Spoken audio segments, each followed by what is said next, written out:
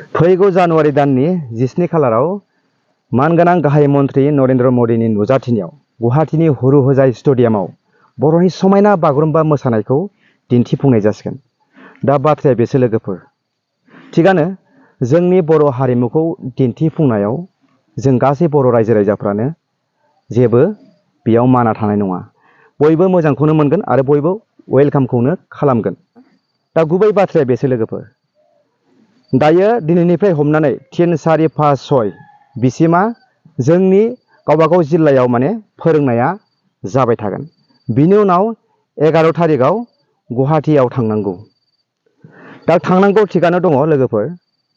दा आं मा बाथ्राखौ बुंनो सानदों, खोथायानो जाहैबाय जोंनि जेसेबां मोसाखावरि फंबाय बिनानावमोन, बे मोसाखावरि फंबाय बिब' बिनानावमोना गासिबो आंनि नुनायाव बा आंनि मिथिनो मोननायाव गासिबो सोरबा HS फाइनाल लिरगोन, सोरबा SSLC फाइनाल लिरगोन। माने मेट्रिकनि एग्जामा बांद्राय गोबाव गैलिया, नङा होमबा? बेखौथ' बयबो मिथिगौ।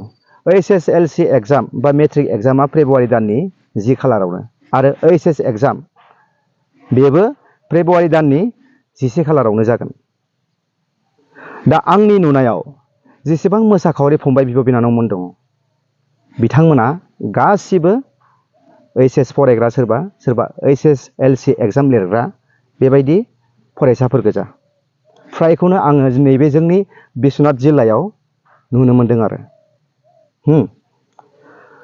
दा आरो दासिमबो SSLC HS जि फरायसाफोर बिसिनि फ्रि एग्जाम सोलिगासिनो दङ। 11 थारिख 12 थारिखआवसो जोबहैगोन फ्रि एग्जामानो। अब्ला बिथांमोना बे SSLC HS फाइनाल होग्रा जि फंबाय बिनानावमोना 11 थारिखआवनो थांनांगौनि बाथ्रा फैदों बा थांथारनांगौनि बाथ्रा फैदों गुवाहाटी हुरु होजाय स्टेडियामाव। बे फाइनाल लिरग्रा फंबाय बिब' बिनानावमोना अब्ला गावनि फरायनाय समखौ दोनथ'नानै मा बेयाव मोसाहैनोसै नामा? दा बाथ्राया बेबायदि सोंथि फैयो आरो। दा बेखौनो आं खावलायो, गाव गावखौनो एसे साननानै नायदो, न'खराव सोंनानै नायदो आरो हारिमुनि दैदेनगिरिफोराव सोंनानै नायदो, थांनाया मोजां ना थाङैया मोजां। आं बेखौनो खावलायगोन, आंनिफ्राय थाङैयानो मोजां। जायफोरा एग्जाम गैया, जायफोरा फरायनाय गारबाय, बिथांमोननि थाखाय जेबो प्रब्लेम गैया। नाथाय नोंथांमोना 11 थारिखआवसो फेब्रुवारिनि 11, 12आवसो एग्जाम दं होननानै थाङोब्ला बेयाव गिदिर खहा दं होननानै आं सानो आरो। मानो होनबा नोंथांमोना साननानै नायनो हायो। दा बेयाव नोंथांमोना नै दानिफ्राय लानानै दिनै जानुवारिनि 3 थारिखनिफ्राय लानानै दा गावनि जिल्लाफ्राव सोलोंनांगौ जायो, गावनि डिस्ट्रिक्टफ्राव मोसानांगौ जायो आरो थांनांगौ 11 थारिखआव। अब्ला बे समखौ नों आरो जोबहैगोन बिसिबाङाव? 17 थारिखआव। 17 थारिखआवसो जोबहैगोन बा 17, 18 थारिखआवसो न'आव फैफिननो मोनगोन। न'आव फैफिननाय लोगो लोगो मा जायो, जोंनि उन्दै उन्दै गथ'फोरा फंबाय बिनानावमोना एसेब्लाबो माने साननाय हनाय गोदाव सोराव बेबायदि आवा फावा जाफैयो साननैसोआ। मानो होनबा बे जायगायाव माब्रै मोसानायमोन, बे जायगायाव सोरजों रायज्लायनो मोननायमोन, बे जायगायाव सोरखौ लोगो हमनो मोननायमोन, बेफोरखौ माने साननै सानथामसो बेबायदि साननानैनो समा थाङो आरो। होमब्ला बेफोरखौ नायोब्ला माने नोंथांमोननि जि फरायनाय सम, बे फरायनाय समा जोबोद खहा जायो होननानै आं साननो हायो आरो। मानो होनबा 15, 16, 17 दिना ओरैनो थांगोन। ओरैनो थांगोन, मिथिबायना? 15, 16, 17, 18 हमोबा जोङो माने आदा मासानो माने ओरैनो बे फरायनाय दिना बरबाद जालांगोन आरो। दा फंबाय बिनानावमोननि फरायनाय समाथ' ओरैनो थांबाय बेखार। बिनि उनाव फंबाय बिनानावमोना 11, 12 थारिखआव सोरबा मेट्रिक लिरसिगोन, सोरबा हायार सेकेन्डारि लिरसिगोन। लिरखांनायनि उनाव जेब्ला एग्जामा सोरबा जुदि बायसान्स फेल जायो, अब्ला सोरखौ दुसिगोन?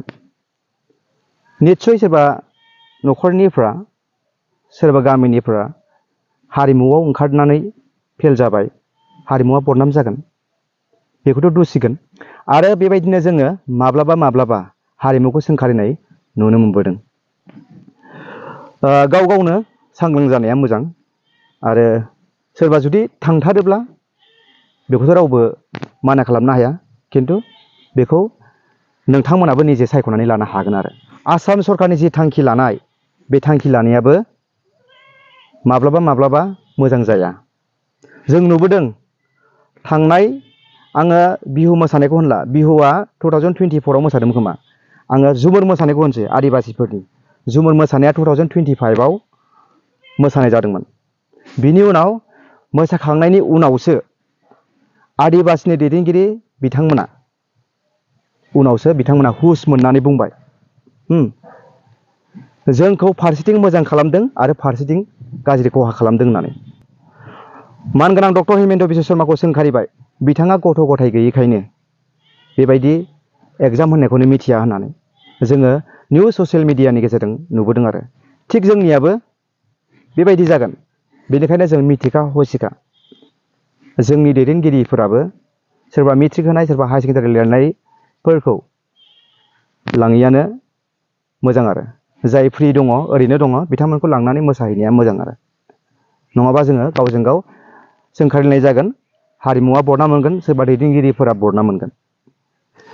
दा बे बर'नि बागुरुम्बा दिन्थिफुंनायखौ थांनाय जुन दाननि 13 थारिखआवनो दुलाराय बर' हारिमु आफाद, एबसु आरो बड' साहित्य सभा आरो बाथौ गौथुम आरो लोगोसे प्रमद बर' सार आरो डक्टर हिमेन्त बिश्व शर्मा सार बिथांमोनखौ लानानै बे बर'नि बागुरुम्बा मोसानायखौ वर्ल्ड रेकर्ड खालामनांगौ होननानै बै समावनो आसामनि सेक्रेटारियेट हाउसआव, कनफारेन्स हाउसआव बेखौ सावरायनाय जादोंमोन आरो थि खालामनाय जादोंमोन। बिटिसि इलेक्सननि सिगां नङाब्ला बिटिसि इलेक्सन जोबनानै अक्ट'बर नङाबा नभेम्बर बे समावनो। आरो बे समाव एग्जामफोराबो जाया नालाय, बे समाव खालामनो हायोब्ला मोजां नालाय, बे समाव मेट्रिकफोरनि एग्जाम जाया, हायार सेकेन्डारिनि एग्जाम जाया, फाइनाल एग्जाम फैया नालाय, बे समाव लानाय बेबायदि मोनसे थांखि दंमोन आरो। नाथाय UPPL सरकारा इलेक्सनाव जेनबाय आरो बे सावरायनाया दिनै लासैनिफ्राय लासै बिदि दोरोद बोनानै लेट जाबोदों आरो सावरायनाया। लेट जाबोनानै नै दिनैसो जानुवारि दाननि 17 थारिखआव बेबायदि बर'नि बागुरुम्बा मोसानायखौ वर्ल्ड रेकर्ड दिन्थिफुंगोन होननानै फोसावना होबाय थिगानो। नाथाय जोंहा जोंनि दैदेनगिरिफोर दङ, जोंनि गोरों लिडारफोर दङ, जोंनि माबा मोनसे मावनो थाङोब्ला माबा मोनसे जेबो खहा जाया, बेखौ जों बयबो नोजोर होलायनांगोन आरो। दा नोंथांमोना बयबो गोरों दंखायो, बयबो मिथिखायो, बयबो साननो गोरोंखा। बेनिखायनो जोङो गोरोन्थिखौ खालामलायनाङा। गावनि हारिया माबा मोनसे दिन्थिनो थांनायाव माबा मोनसे जेबो खहा जाया, बेखौ जों बयबो नोजोर होनांगोन। आरो आंनिफ्राय माबा मोनसे गोरोन्थि जायोब्ला नोंथांमोना आंखौ निमाहा होगोन। गोजोन्थों।